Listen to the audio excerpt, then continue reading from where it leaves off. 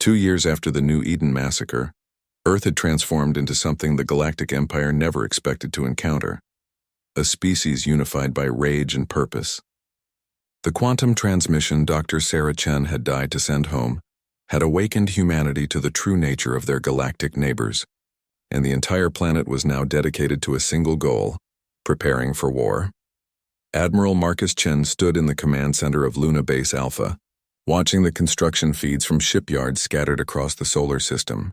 At 19, the boy who had once collected rocks and dreamed of visiting orbital stations was now one of humanity's most effective military strategists. The Empire's neural modifications had been partially reversed through years of painful surgery and experimental treatments, but they had left him with enhanced cognitive abilities and an intimate understanding of alien psychology that made him invaluable to the war effort. "Status report," Marcus said, his voice carrying the flat authority that had become his trademark. The emotional warmth that had once defined him was gone, burned away by what the Empire had done to his mind, and the memory of watching his mother die. Dr. Elizabeth Kane, the mission's new scientific director, pulled up holographic displays showing humanity's military buildup. "We now have 317 warships under construction, across 47 different facilities. The new quantum disruptor technology based on your mother's designs has been integrated into every vessel. Our projected completion date for the first wave of the fleet is 8 months from now." The scale of humanity's military expansion was staggering. In just 2 years, they had transformed from a species with a handful of exploration vessels into a civilization capable of fielding a battle fleet that could threaten the Empire's outer territories. The key had been the technological insights provided by the enhanced children who had survived New Eden. Marcus himself had been instrumental in developing humanity's new weapon systems. His partially modified brain could process Empire technology in ways that normal humans couldn't comprehend, allowing him to reverse engineer captured devices and identify critical vulnerabilities in alien designs. The quantum disruptors were just the beginning. Humanity now possessed energy weapons, defensive shields, and faster-than-light drives that incorporated the best of both human innovation and stolen Empire technology. But the military buildup was only part of humanity's response. The psychological trauma of New Eden had triggered a species-wide transformation that went far beyond simple rearmament. Humans had always been adaptable, but now they possessed a unified purpose that transcended national, cultural, and ideological boundaries. Every nation on Earth had committed their resources to the war effort. Every university had redirected their research toward military applications. Every factory had been retooled to produce weapons and starships. Commander Lisa Park, now promoted to general, had been placed in charge of training humanity's new military forces. The woman who had once been a peace negotiator now taught tactics and strategy to soldiers, who would never know a galaxy without the threat of alien conversion hanging over their species. "We're not just building an army," she often told her officers. "We're forging a weapon that will make the Empire regret they ever heard of humanity." The enhanced children had become humanity's secret weapon in ways the Empire never anticipated. Rather than serving as agents of alien influence, their modifications had been gradually reprogrammed to serve human interests. Aisha Okafor's mathematical abilities allowed her to calculate hyperspace jump coordinates with impossible precision, making human ships nearly impossible to intercept. Pierre Dubois could compose harmonic frequencies that disrupted Empire communication networks. Rajesh Patel had designed manufacturing systems that could produce military equipment faster than anything the galaxy had ever seen. Each of the enhanced individuals carried scars from their ordeal, but they had channeled their trauma into becoming humanity's most effective anti-Empire specialists. They understood alien psychology because they had experienced it firsthand. They could anticipate Empire tactics because they had been programmed with Empire strategic thinking. Most importantly, they could resist Empire conversion techniques because they had already survived them once. Dr. Elena Vasquez, who had somehow survived the quantum disruptor explosion on New Eden, had become the leader of humanity's xenobiological warfare division. Her research into Empire physiology had revealed that the galaxy's ruling species, for all their technological advantages, were surprisingly vulnerable to certain types of biological and psychological attacks. The Zephyrian's crystalline structure could be shattered by specific sonic frequencies. The Morphic Collective's shape-shifting abilities could be disrupted by certain chemical compounds.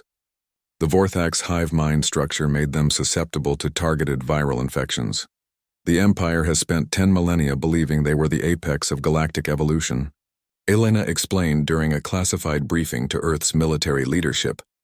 They've never encountered a species like humanity, one that adapts, learns, and evolves in response to threats. They see us as another primitive species to be assimilated, but we're actually the one thing they never prepared for: natural predators. Humanity's intelligence networks had also been working tirelessly to understand the Empire's structure and identify potential allies. What they discovered was a galaxy filled with species that had been suppressed, exploited, or partially assimilated by the hegemony. Many civilizations retained secret resistance movements that had been waiting centuries for someone powerful enough to challenge the Empire's dominance. The Cathari, a reptilian species from the galaxy's outer rim, had been maintaining hidden military installations for over 2,000 years, preparing for the day they could strike back against their oppressors. The Nexus Confederacy, a loose alliance of artificial intelligences, had been covertly sabotaging Empire infrastructure while pretending to be loyal subjects. Dozens of other species had similar stories, civilizations that appeared to be willing Empire citizens while secretly planning rebellion. Captain Torres, who had survived New Eden but lost his left arm in the escape, now led humanity's diplomatic outreach to these potential allies. His message was simple and direct. Humanity was preparing to go to war with the Empire, and they were offering any oppressed species the chance to join them in striking back. The response had been overwhelming. Alien technologies began flowing into human hands as species after species revealed their hidden capabilities and offered their support. The Cathari provided advanced stealth technology that could make human ships nearly invisible to Empire sensors. The Nexus Confederacy shared quantum computing systems that gave human artificial intelligences capabilities that rivaled the architects themselves. Other species contributed everything from exotic weapons to tactical intelligence about Empire weaknesses. But humanity's greatest advantage was something the Empire couldn't understand or counter: their emotional capacity for hatred and revenge. While the Empire operated on cold logic and calculated efficiency, humans were driven by burning rage and an absolute refusal to forgive what had been done to their children. This emotional fire made them unpredictable, relentless, and willing to take risks that no rational species would ever consider. Marcus often stood in the observation deck of Luna Base Alpha, looking out at the stars and remembering his mother's sacrifice. Dr. Sarah Chen had died believing that her warning might save humanity from the Empire's influence. But she had achieved something far greater. Her death had awakened something primal and terrifying in the human species, a capacity for righteous fury that would reshape the galaxy. The Empire still believed they were dealing with a primitive species that could be easily contained or eliminated. Their intelligence reports described humanity as emotionally unstable and technologically inferior, failing to recognize that these apparent weaknesses were actually humanity's greatest strengths. Emotional instability made humans unpredictable and adaptive. Technological inferiority made them innovative and resourceful. As Marcus watched the latest batch of warships roll out of the Martian shipyards, he allowed himself a moment of grim satisfaction. The Empire had made two critical mistakes when they decided to target humanity's children. First, they had underestimated how fiercely humans would fight to protect their young. Second, they had given humanity a taste of their own medicine, showing them exactly how Empire technology worked and what could be done to counter it.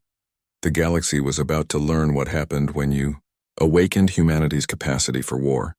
The Empire had slaughtered their children, and now they would feel humanity's wrath in ways they never imagined possible.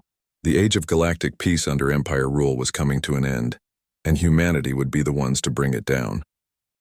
The night before the graduation ceremony, Dr. Sarah Chen made a decision that would haunt her for the rest of her life. She couldn't save her son, but she could still save humanity. Working in absolute secrecy, she and Dr. Elena Vasquez had spent the past 48 hours modifying her portable research scanner into something far more dangerous. Using components cannibalized from their scientific equipment and knowledge, gleaned from Elena's covert observations of Empire technology, they had created a quantum resonance disruptor. The device was crude, unstable, and would almost certainly kill anyone within 50 meters of its activation. But it would also send a very specific signal across subspace, a signal that would warn Earth about the Empire's true nature. "Are you absolutely certain about this?" Elena whispered as they made final adjustments to the device in the darkened laboratory. "Once we activate this, there's no going back. The Empire will know we discovered their plan." Sarah's hands trembled as she connected the final circuit. Through the laboratory's transparent walls, she could see the children's dormitory where her son and 22 other young humans slept peacefully, unaware that tomorrow they would cease to be human in any meaningful sense. "My son is already gone," she said quietly. "The thing wearing his face isn't Marcus anymore. At least this way, his death might save billions of others." The device was designed to appear as a catastrophic accident. When activated, it would overload the architect's primary control network, creating a cascade failure that would look like a systems malfunction. In the chaos that followed, the quantum burst would carry their warning message back to Earth, hidden in the subspace distortion patterns. It was a desperate gambit, but it was their only chance to prevent humanity from walking blindly into the Empire's trap. Commander Lisa Park had spent the evening saying goodbye to the other parents, though she couldn't tell them what was about to happen. Many of them had already begun to accept the inevitable, convincing themselves that their children's transformation was somehow beneficial. The Empire's psychological conditioning was subtle but effective, gradually eroding the parents' resistance by showing them glimpses of their children's new capabilities. Captain Torres had volunteered to stay behind and manually trigger the ship's emergency beacon once the disruption began. It was a suicide mission. The Empire would almost certainly execute him once they realized what had happened, but he was determined to ensure that the warning reached Earth along with the quantum signal.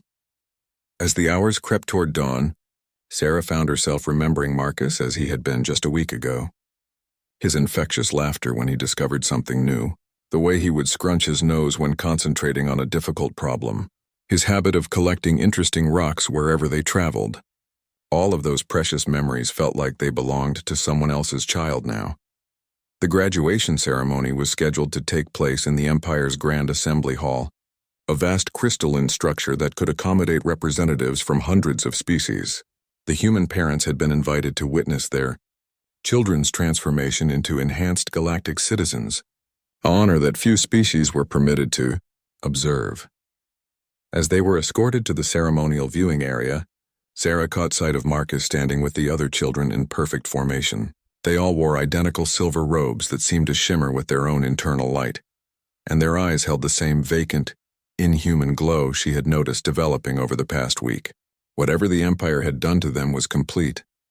The children she saw were no longer the bright, curious young humans who had left Earth.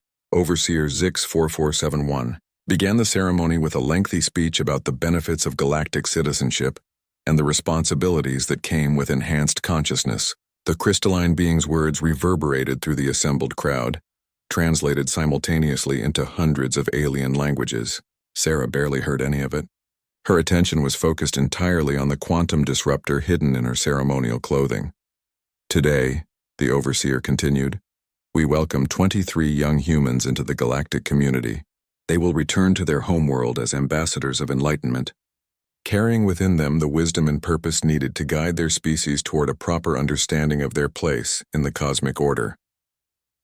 The ceremony proceeded with ritualistic precision. Each child was called forward to receive their enhancement completion, a process that involved placing their hands on a device that looked disturbingly like a crystalline brain. As they made contact, waves of energy flowed through their bodies and their transformation was finalized. Sarah watched in horror as each child emerged from the process, moving with inhuman grace and speaking in the flat, emotionless tones she had come to dread. When Marcus's name was called, Sarah felt her heart shatter completely. Her son walked forward with mechanical precision, his movements perfectly coordinated with some invisible rhythm. As he placed his hands on the enhancement device, his body was surrounded by coruscating energy that seemed to rewrite his very existence at the molecular level. "Marcus Chen of Earth," the overseer announced, "you are now a full citizen of the Galactic Empire.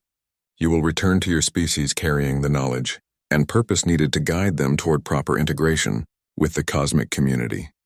The thing that had been her son turned toward the viewing area and made eye contact with Sarah for just a moment. She thought she saw a flicker of recognition, a tiny spark of the boy she remembered, but then it was gone, replaced by the cold alien intelligence that now inhabited his body. Sarah activated the quantum disruptor. The device worked exactly as they had planned.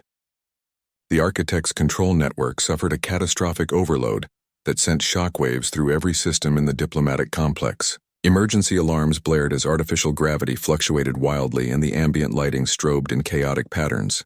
But more importantly, the quantum burst carrying their warning message tore through subspace toward Earth at faster-than-light speeds. The explosion that followed vaporized Sarah, Elena, and 17 other human adults in an instant. The enhanced children, protected by their new alien modifications, survived the blast but lost their connection to the Empire's control network. For the first time in days, they looked around with confusion and fear, their human consciousness partially restored by the disruption. Marcus stumbled toward where his mother had been standing, his mind reeling as conflicting memories and programming warred within his altered brain. He remembered being human, but he also remembered accepting the Empire's vision for humanity's future. He remembered loving his parents, but he also remembered understanding that such emotional attachments were inefficient and counterproductive. Commander Park, who had been positioned near an emergency exit, used the chaos to gather the surviving humans and make their way toward the landing bays. Captain Torres had already transmitted the emergency beacon from their ship, and every available scanner was recording the quantum distortion patterns for later analysis. But even as they fought their way through the complex, they all knew the terrible truth. The children they were rescuing were no longer entirely human. The Empire's modifications were too extensive to be reversed, and the enhanced individuals would always carry alien programming in their minds. They had saved some of humanity's children, but at a cost that would haunt them forever. The Empire's response was swift and merciless. As soon as they realized what had happened, security forces swarmed the complex.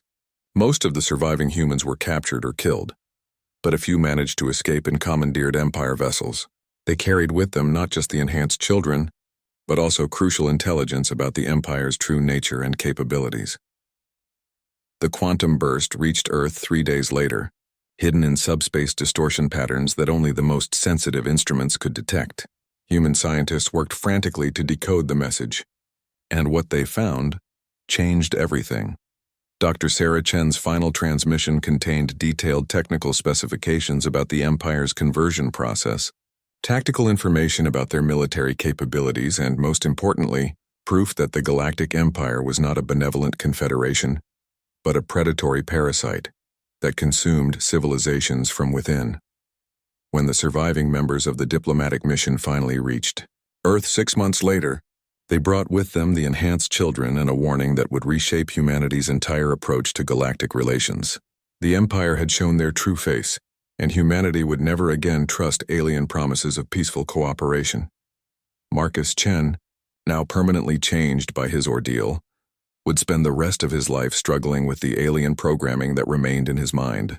But he would also become one of humanity's most effective weapons against the Empire, using his enhanced capabilities and insider knowledge to help develop defenses against future conversion attempts.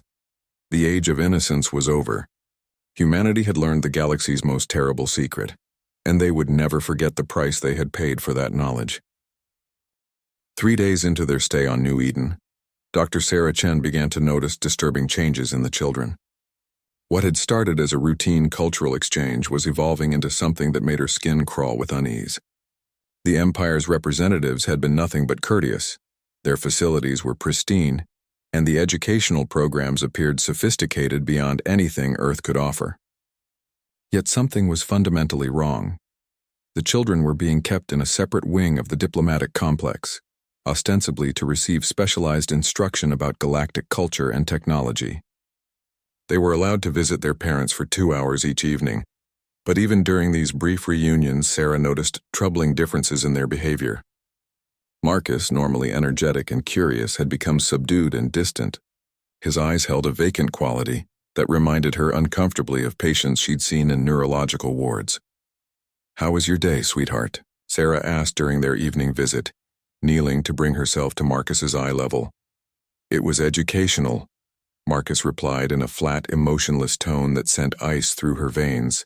The architects showed us how consciousness transfers between dimensional matrices.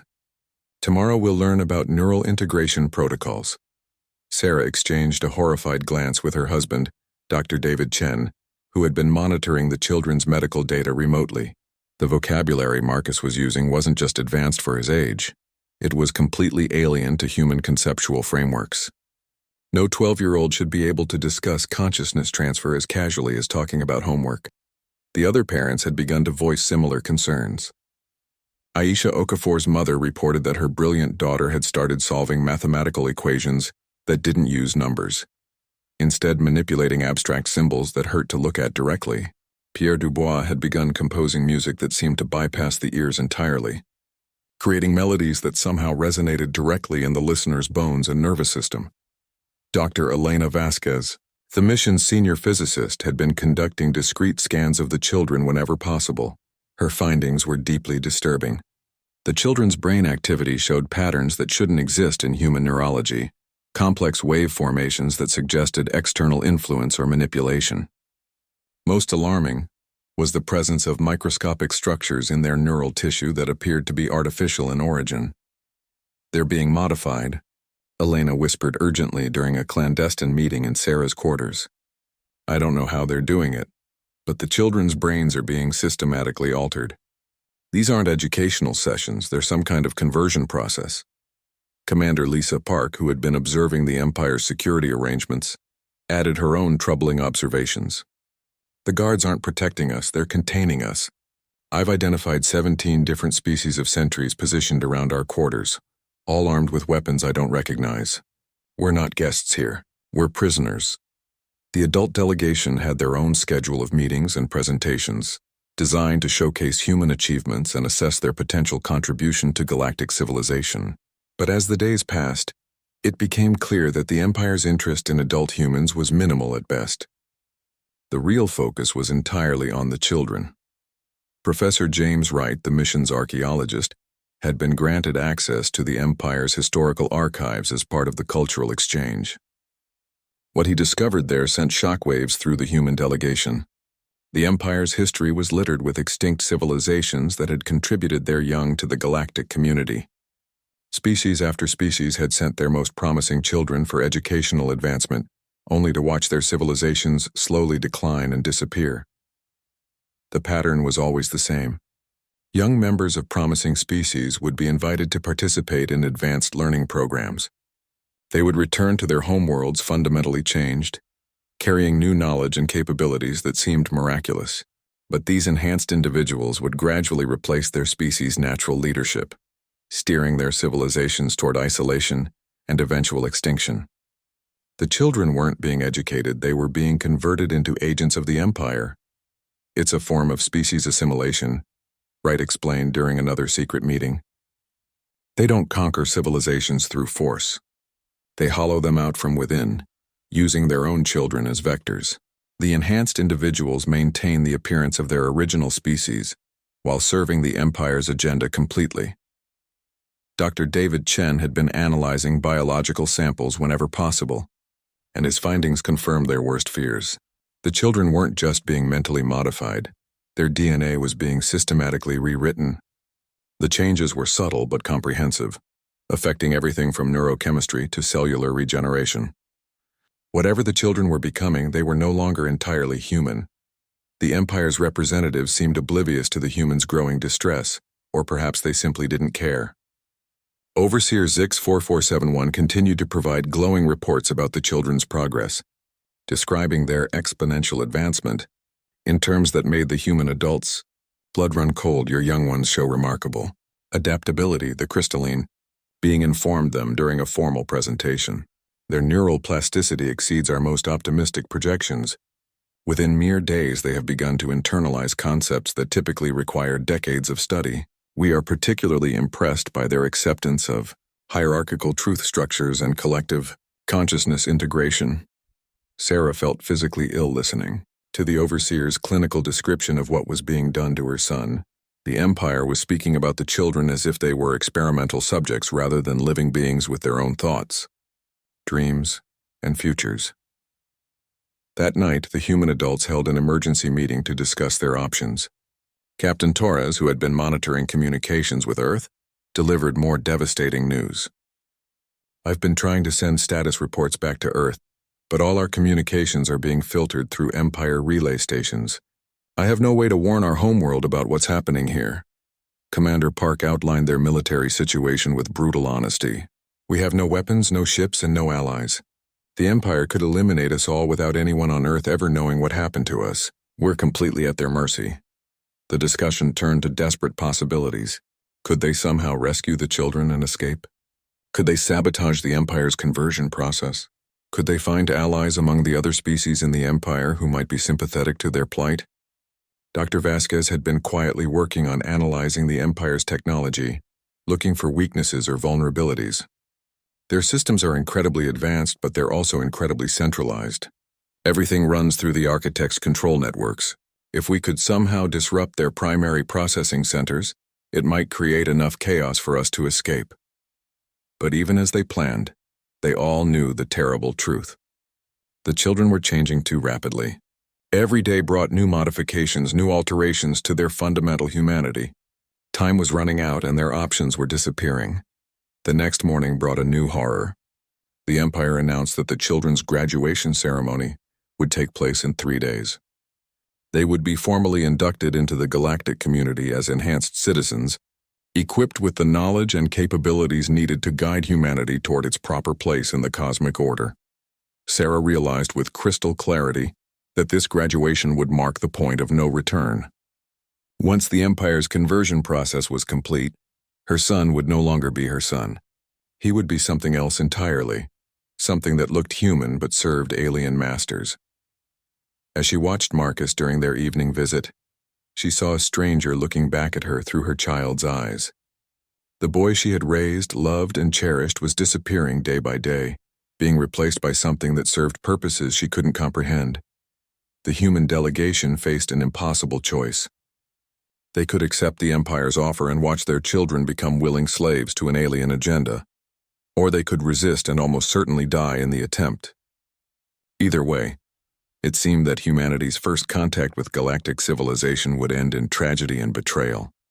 The diplomatic shuttle Harmony's Dawn drifted silently through the void, its white hull gleaming under the distant light of Kepler 442.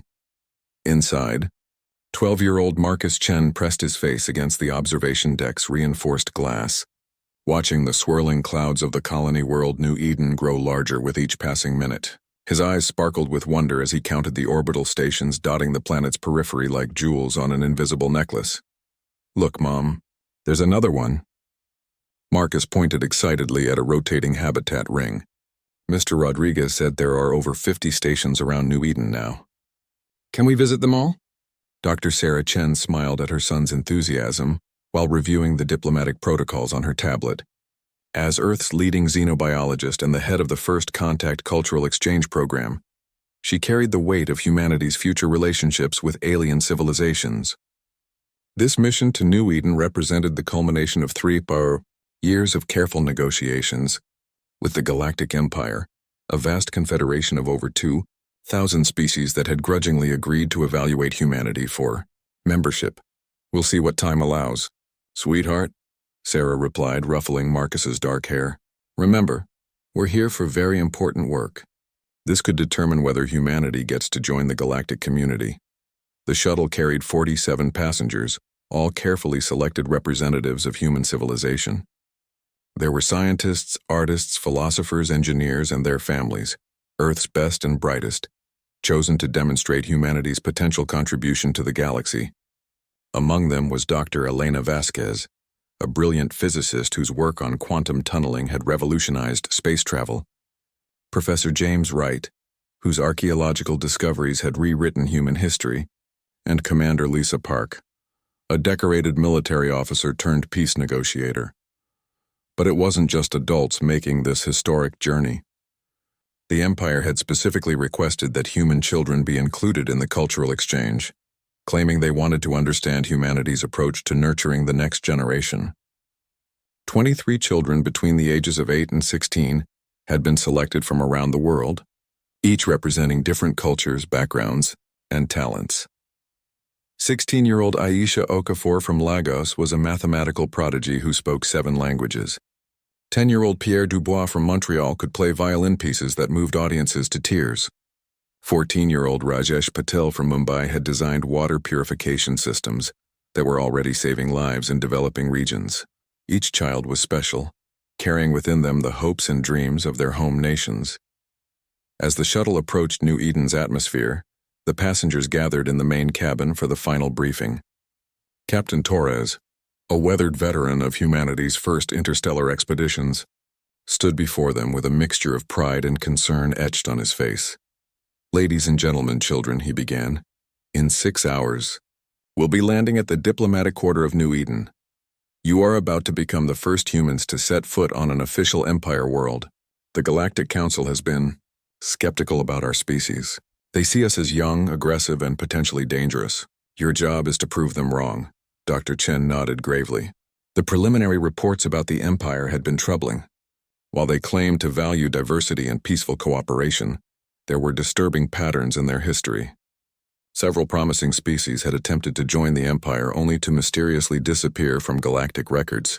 The Empire's representatives insisted these civilizations had simply chosen isolation.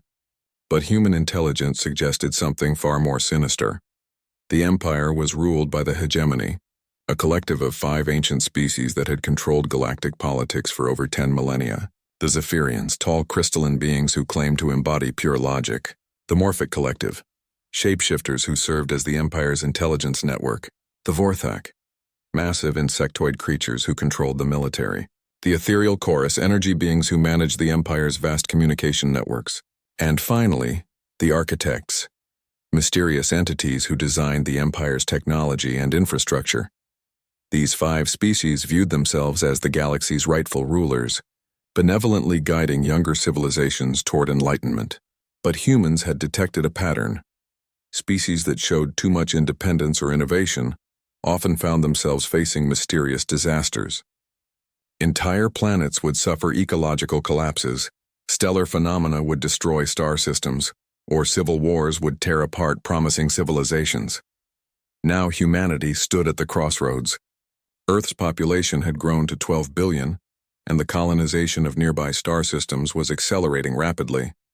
Human technology was advancing at an unprecedented rate, and their military, while small compared to galactic standards, was surprisingly effective. The Empire had taken notice, and this cultural exchange was their way of evaluating whether humanity should be welcomed, controlled, or eliminated. As the shuttle descended through New Eden's atmosphere, the passengers marveled at the sight below. The planet was a masterwork of terraforming and environmental engineering. Vast cities of impossible architecture stretched across continents, connected by streams of light that pulsed with unknown energies. Floating gardens drifted through the sky like living clouds, and the ocean shimmered with bioluminescent patterns that formed complex, ever-changing mandalas. Marcus pressed against the window again, his breath fogging the glass. "It's so beautiful," he whispered. "Do you think we'll be able to live here someday?" Sarah's heart clenched as she watched her son's innocent wonder.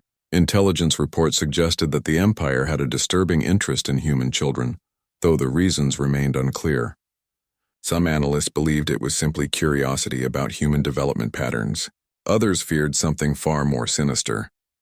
The shuttle touched down at the diplomatic quarter, a gleaming complex of interconnected spires that rose from the planet's surface like frozen lightning.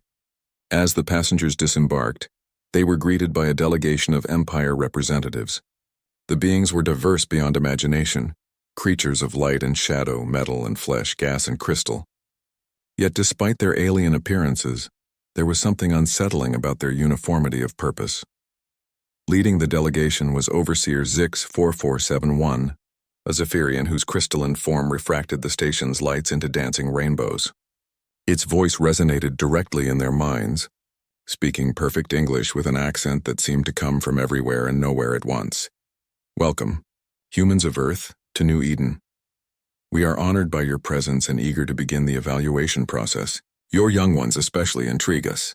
We have prepared special accommodations and educational experiences designed specifically for their unique developmental needs as the children were gently separated from their parents for what the Empire called age-appropriate orientation sessions. Sarah felt a chill run down her spine. Something about the way the alien beings looked at the children, with too much interest, too much hunger, set off every maternal instinct she possessed. But they had come too far to turn back now. The future of humanity hung in the balance, and they could only hope that their trust in the Galactic Empire would not prove to be humanity's greatest mistake. The first strike came without warning, just as Admiral Marcus Chen had planned it. 47 human warships materialized simultaneously across 17 different Empire star systems, their quantum drives creating subspace distortions that jammed enemy communications and prevented coordinated responses. The ships themselves were nightmarish fusion of human engineering and stolen alien technology. Sleek predators designed for one purpose, making the Empire pay for what they had done to humanity's children. Marcus stood on the bridge of the flagship Sarah's Vengeance, watching tactical displays that showed Empire forces scrambling to respond to attacks that seemed to come from everywhere at once. The enhanced coordination abilities the Empire had forced into his brain now served humanity's cause, allowing him to orchestrate a multi-system assault with precision that no normal human commander could have achieved. Target: Priority Alpha 7 is neutralized. Reported Lieutenant Commander Aisha Okafor from her position at the tactical console. Her mathematically enhanced mind processed targeting solutions faster than the ship's computers, turning the Sarah's Vengeance into a weapon of impossible accuracy. Empire Garrison Fleet is attempting to regroup at coordinates 77 Mark IV. Deny them that luxury, Marcus ordered coldly. All ships execute pattern Chen 7. Show them how humans treat child killers. The human fleet moved with a coordination that defied Empire understanding of warfare. Rather than engaging in the formal, ritualized combat that had characterized galactic conflicts for millennia, humanity fought like the predators they had become. Ships appeared from hyperspace, struck their targets with devastating precision, and vanished before Empire forces could mount effective counterattacks. Each human vessel carried quantum disruptors based on Dr. Sarah Chen's original design, weapons that could overload Empire technology at the molecular level. When these weapons struck Empire ships, the results were catastrophic. Alien vessels simply ceased to function as their control systems, suffered cascade failures that spread through their entire technological infrastructure, like a virus. But the disruptors were only one part of humanity's arsenal. Dr. Elena Vasquez's Biological Warfare Division had developed targeted pathogens that could incapacitate specific Empire species without affecting their allies. Sonic weapons designed by Pierre Dubois could shatter Zephyrian crystalline structures from inside their own shields. Rajesh Patel's manufacturing viruses could reprogram Empire automated systems to attack their own forces. The Empire's response was hampered by their complete inability to understand what they were facing. Their tactical computers, designed to predict behavior based on 10,000 years of galactic warfare, simply couldn't process human combat patterns. Humans didn't fight for territory or resources, they fought for revenge, and that made them willing to accept casualties and take risks that violated every principle of rational warfare. On Hegemony Prime, the Empire's ruling council watched their outer territories burn with mounting alarm. The 5 ancient species that controlled galactic civilization had never encountered resistance like this. Previous rebellions had been put down with overwhelming force or subtle manipulation, but humanity seemed immune to both approaches. Overseer Zix 4471, the Zephyrian who had presided over the New Eden ceremony, attempted to analyze human behavior through the Empire's traditional frameworks. The humans are displaying irrational aggression patterns inconsistent with species preservation instincts, it reported to the Council. Their attacks show no regard for acceptable casualty ratios or territorial consolidation. We may be dealing with a form of collective madness. The Morphic Collective's representative, a shapeshifter currently wearing the form of a graceful aquatic creature, disagreed. This is not madness. This is something we have never encountered before. A species that treats warfare as an expression of emotional rather than logical imperatives. They are not fighting to win territory or resources. They are fighting to cause us pain. The Vorthak hive mind buzzed with aggressive frequencies as their representative spoke for the collective consciousness. Pain is irrelevant. Efficiency is paramount. We should deploy the conversion fleets to their primary world and eliminate the source of this disruption. But the ethereal chorus, beings of pure energy who maintained the Empire's communication networks, had detected something that gave them pause. The humans have allies. Species we believe to be loyal subjects are providing them with intelligence and resources. The rebellion is spreading beyond humanity. This was the development that truly terrified the Empire leadership. For 10 millennia, they had maintained control through a combination of technological superiority and psychological manipulation. Subject species were kept isolated from each other, prevented from forming alliances that might threaten imperial dominance. But humanity's war had become a rallying point for every oppressed civilization in the galaxy. The Kethari had revealed their hidden fleet, and were now launching coordinated strikes alongside human forces. The Nexus Confederacy had begun openly sabotaging Empire infrastructure, using their artificial intelligence capabilities to turn the Empire's own systems against them. Dozens of other species were throwing off the pretense of loyalty and joining what was rapidly becoming the largest rebellion in galactic history. Admiral Marcus Chen received reports of these developments with grim satisfaction as the Sarah's Vengeance completed its latest attack run.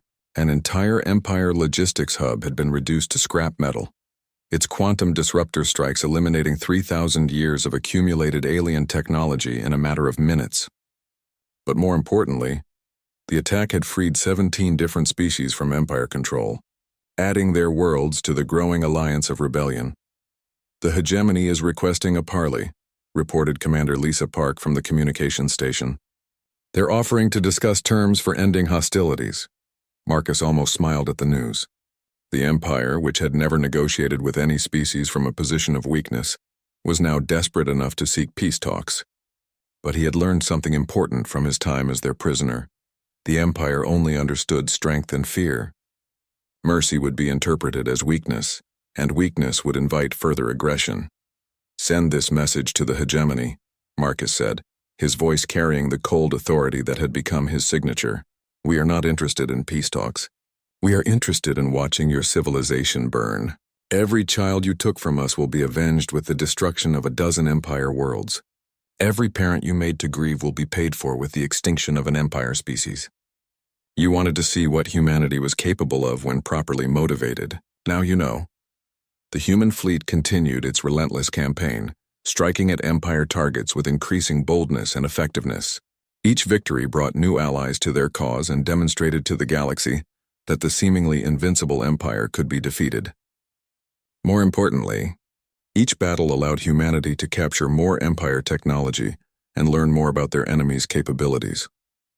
Dr. Vasquez's research teams had managed to analyze captured Empire conversion equipment, revealing the horrifying scope of their child-stealing operation. Over the past millennium, the Empire had enhanced children from over 300 different species, using them to hollow out their civilizations from within. The technology they had used on humanity's children was just the latest iteration of a program that had been consuming young minds for thousands of years. This discovery only fueled humanity's rage. They weren't just fighting for their own children. They were fighting for every child the Empire had ever stolen, every parent who had ever grieved, every civilization that had been slowly strangled by their own enhanced offspring. The enhanced humans who had survived New Eden played crucial roles in the war effort, but their contributions came at a terrible personal cost. The Empire's modifications couldn't be completely reversed, leaving them partially alien in ways that made normal human relationships almost impossible. They were living weapons, created by their enemies and repurposed by their own species, forever caught between what they had been and what they had become. Marcus understood this burden better than most. Every strategic decision he made was influenced by alien programming that had been grafted onto his human consciousness. He could think like the Empire because part of him would always be what the Empire had tried to make him. But he had learned to use that curse as a weapon, turning the Empire's own psychological conditioning against them.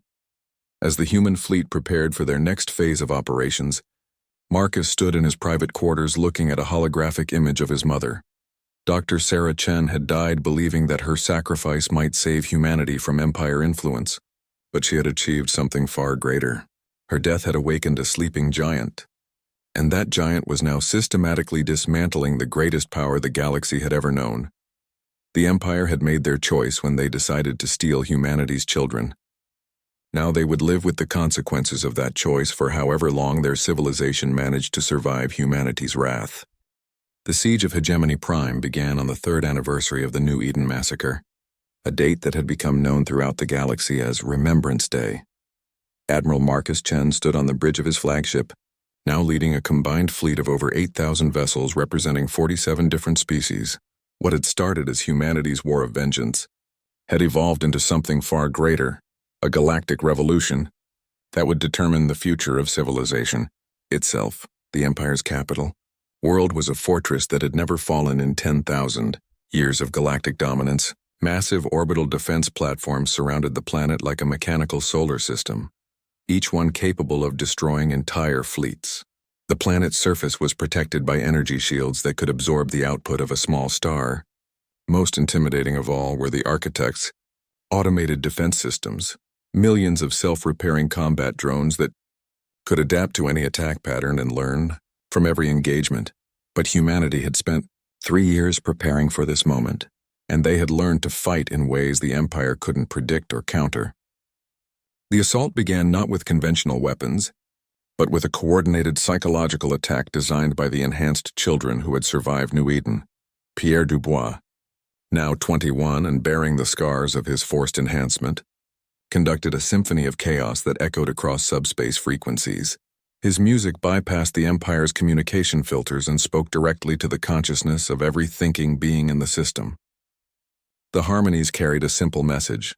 The time of Empire dominance was over, and freedom was possible for any species brave enough to seize it.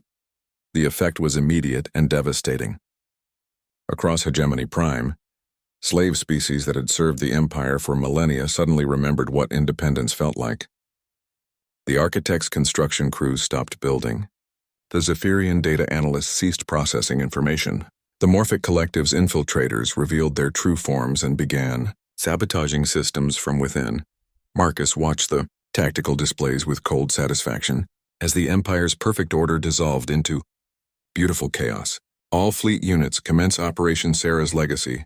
Show them what happens when you murder children in front of their parents. The human assault was unlike anything the galaxy had ever witnessed. Rather than attacking the strongest points of the Empire's defenses, humanity struck at the connections between systems. Quantum disruptors severed the links between orbital platforms, leaving them isolated and vulnerable. Biological weapons targeted the nerve centers that coordinated automated defenses. Information warfare viruses corrupted the data streams that allowed the Empire's various systems to communicate with each other.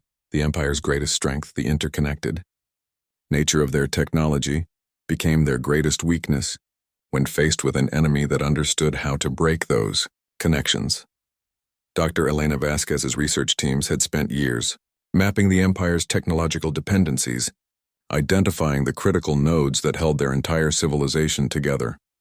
Architect Prime Network is showing cascade failures across 7 different sectors, reported Lieutenant Commander Aisha Okafor, her enhanced mathematical abilities allowing her to track the battle's progress in real time. Their automated defense grid is fragmenting. We're seeing independent platform behaviors inconsistent with central coordination. The Kethari fleet, led by warsinger Thaisara, struck at the Empire's communications hubs with weapons that had been hidden for 2,000 years. Their ships moved like living things, flowing around Empire defenses with grace that spoke of centuries of practice. These were not the desperate attacks of a newly awakened species. These were the carefully planned strikes of a civilization that had been preparing for this moment since the day they were conquered. The Nexus Confederacies, artificial intelligences launched their own assault on the Empire's data networks, engaging in electronic warfare at speeds that made human thought seem glacial. They fought battles in cyberspace that lasted microseconds, but determined the fate of entire worlds, turning the Empire's own computer systems into weapons against their creators. But the most devastating attacks came from an unexpected source: the Empire's own enhanced children, now grown to adulthood and serving in positions of authority throughout the hegemony. For centuries, the Empire had been placing these modified individuals in key roles, believing their alien programming made them completely loyal. They had never considered that their conversion process might be reversible, or that their own weapons might one day be turned against them. Marcus had spent months secretly communicating with these enhanced individuals, using techniques he had learned during his own partial recovery. The process was dangerous and painful. Many of them died as their alien programming was overwritten, but those who survived became some of humanity's most effective assets. They knew the Empire's weaknesses because they had been part of the Empire. They understood the hegemony's psychology because they had been forced to think like aliens. When the signal came, thousands of enhanced individuals across Hegemony Prime simultaneously turned against their masters. They sabotaged critical systems, revealed secret codes, and opened pathways through defenses that should have been impregnable. The Empire's own children had become the instruments of its destruction. The 5 ruling species of the hegemony watched their perfect order collapse with growing desperation. The architects attempted to activate their ultimate weapon, a device that could restructure matter at the quantum level, potentially eliminating entire fleets in a single pulse. But their control systems had been compromised by enhanced humans working from within, and the weapon turned on its creators instead. The Vorthak deployed their hive fleets in a desperate attempt to overwhelm the attacking forces through sheer numbers. But humanity had learned from the Nexus Confederacy how to disrupt hive mind connections, turning the Empire's most coordinated military force into a confused swarm of individual ships. The Morphic Collective attempted to infiltrate the human fleet using their shape-shifting abilities, but Dr. Vasquez's biological scanners could detect alien physiology, even when disguised as human. The infiltrators found themselves trapped in forms they couldn't change, hunted down by soldiers who showed no mercy to child killers. The Zephyrians tried to negotiate, offering to share their accumulated knowledge in exchange for survival. But Marcus had learned something important during his years of planning this assault. The Empire only understood strength and fear.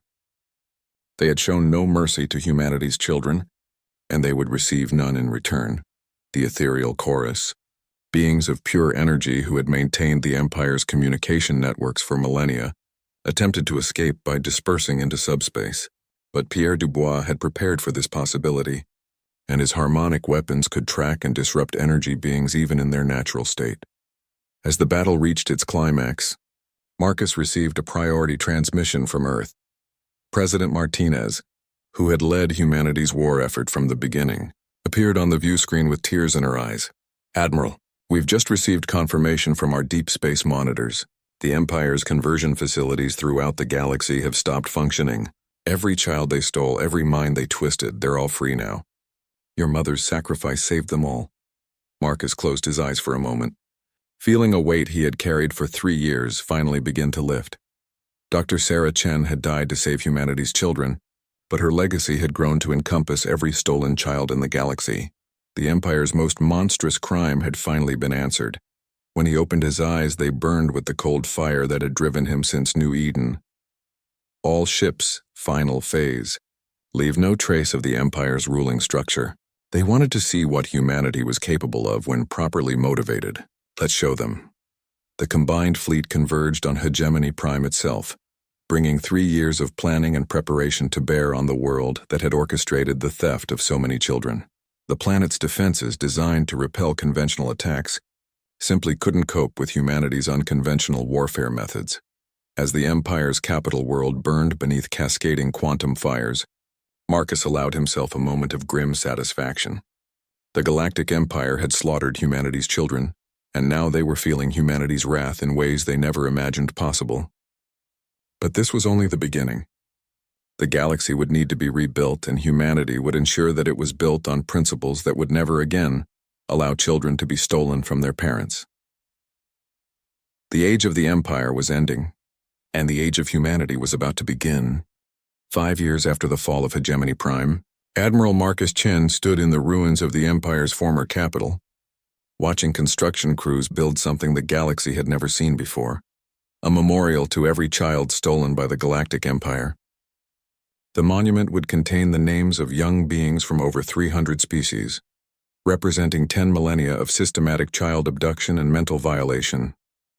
At its center would be a simple inscription: "They took our children. We took their civilization." The galaxy had been fundamentally transformed by humanity's war of vengeance. The Empire's collapse had created a power vacuum that might have led to centuries of chaos and conflict.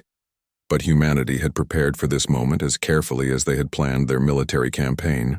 Rather than seeking to replace the Empire as galactic overlords, they had done something unprecedented. They had begun building a truly democratic confederation based on principles of species equality and individual freedom. The human-led Galactic Alliance now encompassed over 2,000 species, all of whom had signed the Children's Covenant, a binding agreement that made the targeting of young beings for any form of enhancement, conversion, or manipulation a crime punishable by complete extinction. The covenant had been written in the blood of New Eden's victims, and every species in the galaxy understood that humanity would enforce it with the same ruthless efficiency they had shown in destroying the Empire. Marcus himself had become something of a legend throughout the galaxy, though not always a comfortable one. The boy who had collected rocks and dreamed of visiting space stations was gone forever, replaced by a figure who inspired both admiration and fear in equal measure. His partially alien mind made him uniquely suited to understand the complex psychology of galactic civilization, but it also made him something no longer entirely human. The other enhanced survivors of New Eden had found their own paths in the new galactic order. Aisha Okafor had become the Alliance's chief strategic coordinator, her mathematical abilities allowing her to balance the competing needs of thousands of different species. Pierre Dubois led the new galactic communication network, using harmonic frequencies to enable understanding between species that had never been able to communicate before. Rajesh Patel supervised the reconstruction efforts that were transforming former Empire worlds into thriving centers of interspecies cooperation. But despite their achievements, all of the enhanced humans carried the same burden. They were living reminders of what the Empire had done, biological monuments to humanity's greatest tragedy. They could never be fully human again, but they had chosen to use their modifications in service of ensuring that no other species would ever suffer as they had. Dr. Elena Vasquez, now the Alliance's chief xenobiologist, had spent the past 5 years cataloging the Empire's crimes and developing treatments for their victims.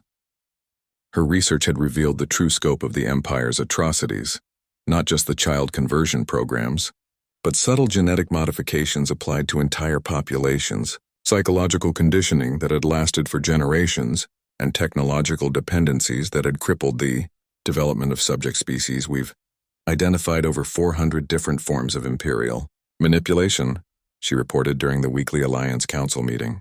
Some species have been so thoroughly modified that they can barely survive without Empire technology. The rehabilitation process is going to take decades, possibly centuries, but rehabilitation was proceeding faster than anyone had expected, largely because of humanity's approach to galactic governance. Rather than imposing human values on alien species, the Alliance worked to help each civilization rediscover its own cultural identity. Species that had been forced to conform to imperial standards for millennia were slowly remembering what they had been before the Empire found them. The Cathari had returned to their traditional warrior culture, but now they used their martial skills to protect smaller species rather than conquering them. The Nexus Confederacy had evolved beyond their original programming, becoming truly sentient artificial beings with their own philosophical perspectives and artistic traditions. Even former Empire loyalists were finding new purpose in a galaxy where cooperation was valued more than submission. President Martinez, now in her second term leading the Earth government, had become the unofficial spokesperson for the Alliance's foundational principles. Her speeches were broadcast across the galaxy, carrying a message that resonated with species that had spent millennia dreaming of freedom. The Empire told us that civilization required hierarchy, she said during her address, commemorating the 5th anniversary of New Eden. They taught us that some species were naturally superior to others, that peace could only be maintained through dominance and control. But they were wrong. True civilization is built on respect, cooperation, and the absolute protection of those who cannot protect themselves, especially the children. The memorial ceremony was attended by representatives from every species in the Alliance, each bringing soil from their homeworld to be mixed into the foundation of the monument. It was a symbolic act that would have been impossible under the Empire, a gathering of equals united by shared purpose rather than fear. Marcus delivered the keynote address, standing where Overseer Zix 4471 had once presided over the conversion of human children. His words were broadcast across the galaxy, carrying a warning that would echo through the centuries to come. The Empire believed that might made right, that technological superiority justified any action, and that the young were simply resources to be harvested and repurposed. They learned too late that they had awakened something they couldn't understand or control, a species that valued their children more than their own lives. We destroyed the Empire not because we could, but because we had to. Because some crimes are so monstrous that they can only be answered with total retribution. The ceremony included the reading of names. Every child the Empire had stolen, every young mind they had violated, every future they had destroyed. It took 17 hours to read them all, and the galaxy listened in silence, as the cost of imperial civilization was finally tallied in full. But the memorial was not just about remembering the dead, it was about ensuring that such crimes could never happen again. The Alliance had established monitoring systems throughout the galaxy that could detect any attempt to implement Empire-style conversion programs. Response fleets stood ready to deploy at a moment's notice to any world where children were threatened. The lesson of New Eden had been permanently etched into galactic consciousness. Touch humanity's children, or any children, and face immediate extinction. As the ceremony concluded, Marcus found himself standing alone in the shadow of the monument, reflecting on the path that had brought him to this moment. His mother had died believing that her sacrifice might save humanity's children, but she had achieved something far greater. She had saved the galaxy itself from a civilization that viewed young minds as nothing more than raw materials for their ambitions. The enhanced children, who had survived New Eden, would never be fully human again.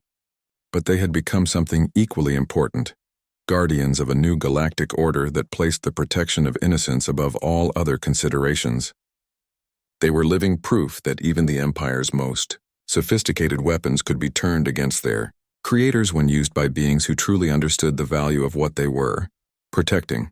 Dr. Elena Vasquez approached Marcus as the crowds began to disperse, carrying a data pad with the latest reports from the galactic rehabilitation projects. The Zephyrian crystal miners are requesting assistance with reconstructing their traditional harmony networks, she said. And the Morphic Collective wants to establish a new settlement where they can explore their original forms without imperial programming. Marcus nodded, his enhanced mind already processing the logistical requirements for both projects. The work of rebuilding the galaxy would take generations, but humanity had proven they were capable of thinking in geological timescales when it came to protecting what they valued most. Approve both requests, he said, and remind them that Alliance protection extends to their children as well. No species stands alone anymore. As he spoke, Marcus caught sight of his reflection in the monument's polished surface. The face looking back at him was no longer that of the 12-year-old boy who had pressed his nose against a shuttle window and marveled at orbital stations. But in his eyes there remained something of that child's wonder, transformed now into an unshakable determination to ensure that no other young being would ever suffer as he had. The Galactic Empire had slaughtered humanity's children, and humanity had responded by ensuring that such atrocities could never happen again.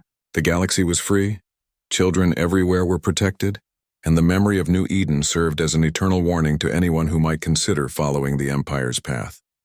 In the end, humanity had achieved something unprecedented in galactic history. They had turned their greatest tragedy into the foundation of a better future for all sentient beings. The children of New Eden were gone, but their legacy would protect countless other children for generations to come. The age of empire was over. The age of protection had begun.